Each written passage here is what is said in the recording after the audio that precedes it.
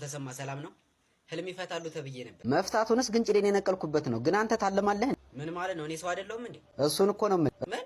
አይ ተረጋጋ። ያው አላማም ኢላማም የለህም ብዬ ነው። ድንጋይ ላይ ተቀምጠ ድድን ስታሰጣ ነው የምትውለው። በራሴ ድድ ምን አገባሁት? ሂድ ድዳም። ምን ነው አንተ በድድ እኮራለሁ አልክ። አሁን ህልምህን ትናገር እንደሆነ ተናገር።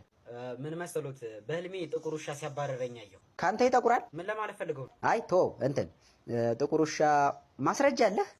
እማኝ ካለህ አቅርብ። ፖሊስ ጣቢያ ነው እንደገባሁት። ልከሰው እኮ አይደለም የመጣሁት። እሱማ እንዴት ተከሰዋለህ? መቼም ወንድም በወንድሙ ላይ ጨክ። እርሶ ሰውዬ ለምን አርፈው ልሞትን አይፈቱም? ይፈታላ ታዲያ ምን ታካብዳለህ? እንግዲህ ምንድነው ጥቁር ውሻ የሚያሳየው ክፉ ጎረቤት እንዳለህ ነው። ክፉ ጎረቤት እዴ አቶ ተሾመ እዴ ራሱ ነው ውሻው ራሱ ቁጭ እሱን አንዴ የሚመስለው አቶ ተሾመን። አዎ ኧረ እባክህ ከደህና ወዳጅ እንዳታጣለኝ። እርሶም በዘመድ ነው እንደሚሰሩት? አይ እንደዛ ሳይሆን የቴክኒክ ስህተት ነው። ጥቁር ውሻ ክፉ ጎረቤት ሳይሆን ክፉ ሚስት እንዳለች ነው የሚያመለክተው። አይ ተውት በቃ። እርሶም በዘመድ ነው ማለት ነው የሚሰሩት? አንተ እንደዛ አይደለም። የእውነቴን ነው። ሚስት ክፉ ናት። እና እኔ ሲጀምር መች ሚስት አለኝ? እስካሁን አላገባህም እንዴ? መች አገባሁ? እና ግባ። ምን አባት ትጠብቃለህ? እርሶ ሰውዬ ያሞታል ወይስ በልምድ ነው የሚሰሩት? በልምድ ነው የሚሰሩት እና በዲግሪ ነው። ዶማ ሂሩጣ። ሲጀመር አንተ ነው ውሻው። ሰው እንዴት ራሱን ያባረራል?